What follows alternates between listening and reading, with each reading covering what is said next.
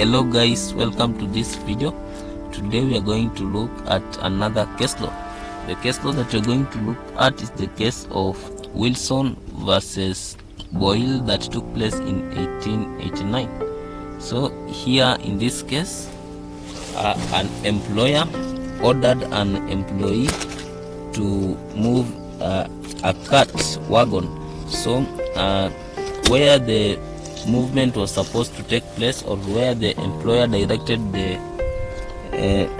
employee to move the cart, is a place where there was a steam engine, and the horse refused to go in that area and ended up injuring the person or the employee.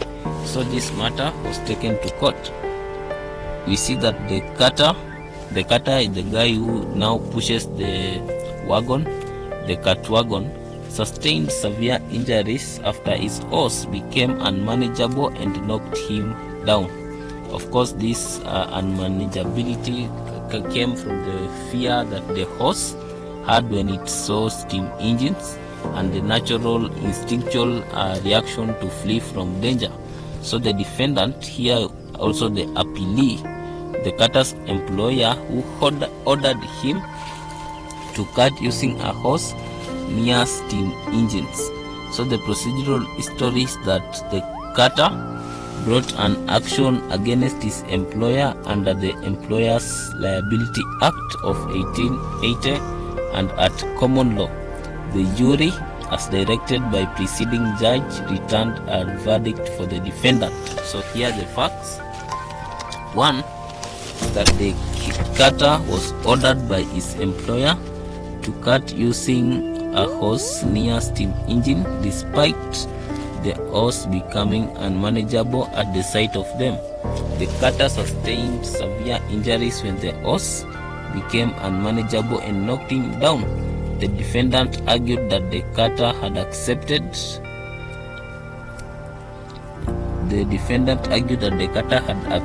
the non-risk of the service. So the defendant willingly entered into a risky situation. The defendant further contended that the cutter's injuries were caused or contributed by his own negligence or that of his fellow servants. So the issues were: number one,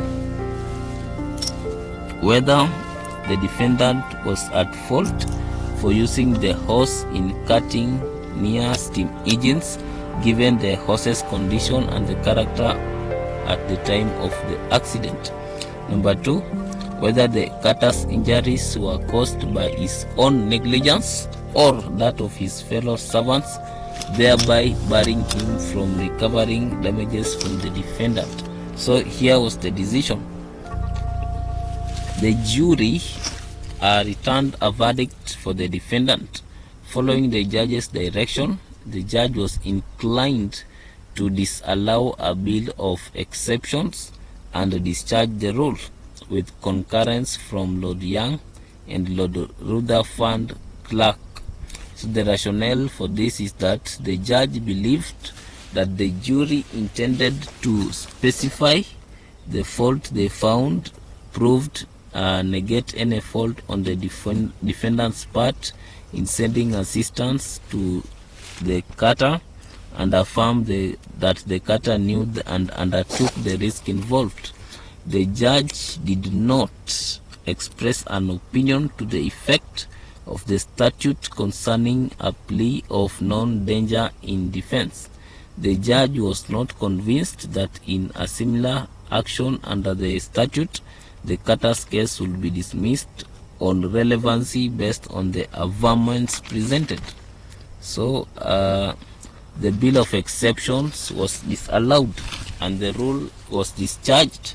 The jury's verdict in favor of the defendant was upheld.